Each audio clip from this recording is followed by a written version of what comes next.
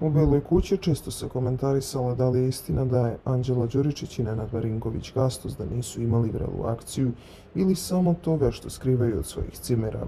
Međutim, fanovi su radili punom parom, pa su na društvenim mrežama pojavio snimak koji po svemu sudeći pokazuje da su njih dvoje bili prisni.